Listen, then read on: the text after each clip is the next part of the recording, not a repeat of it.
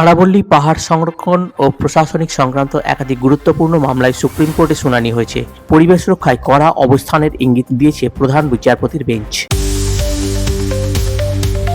দিল্লি ও সংলগ্ন এলাকায় বায়ু দূষণের মাত্রা বিপজ্জনক পর্যায়ে পৌঁছেছে। পরিস্থিতি মোকাবিলায় একাধিক স্কুল বন্ধ রাখা হয়েছে এবং বেশ কিছু বিমান চলাচল ব্যাহত হয়েছে। অবৈধ অনুপ্রবেশ রুখতে কড়া পদক্ষেপ উত্তরপ্রদেশ সরকারের। ভারতে প্রবেশের অভিযোগে কয়েকজন বাংলাদেশি নাগরিককে গ্রেপ্তার করা হয়েছে। রোহিঙ্গা বসবাস সংক্রান্ত অভিযোগে প্রশাসন আরও তদন্ত জোরদার করেছে। কাশ্মীরের নিরাপত্তা সতর্কতা বৃদ্ধি করা হয়েছে। কাশ্মীর উপত্যকায় নাশকতার আশঙ্কায় নিরাপত্তা ব্যবস্থা জোরদার করা হয়েছে। সেনা ও গোয়েন্দা সংস্থাগুলি সীমান্ত ও সংবেদনশীল এলাকায় নজরদারি বাড়িয়েছে। মহারাষ্ট্রে রাজনৈতিক সমীকরণ বদলের ইঙ্গিত মিলেছে শরদ পাওয়ারের গোষ্ঠীর বক্তব্যে। রাজ্যের স্বার্থে বিরোধী শক্তিকে একজোট করার আহ্বান জানানো হয়েছে।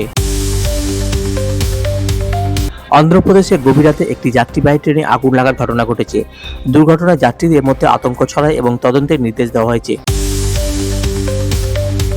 সীমান্ত ও রাজনৈতিক ইস্যুতে ভারত ও বাংলাদেশের মধ্যে কূটনৈতিক উত্তেজনা বৃদ্ধি পেয়েছে। দুদেশের তরফে বিবৃতি ও পাল্টা বিবৃতির মাধ্যমে অবস্থান স্পষ্ট করা হয়েছে। বেঙ্গালুরুতে পণ প্রথার চাপে এক নববধূর মৃত্যুর অভিযোগ উঠেছে।